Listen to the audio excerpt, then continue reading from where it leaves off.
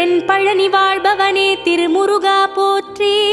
ஓம் தண்டபாணி தெய்வமே ஐயனே போற்றி. ஓம் தண்டு கொண்டு நின்றவனே தண்டமிழே போற்றி. ஓம் தைப்பூசம் காணுகின்ற திருவருளே போற்றி. ஓம் தங்கரதம் ஏறி வரும் கந்தனே போற்றி.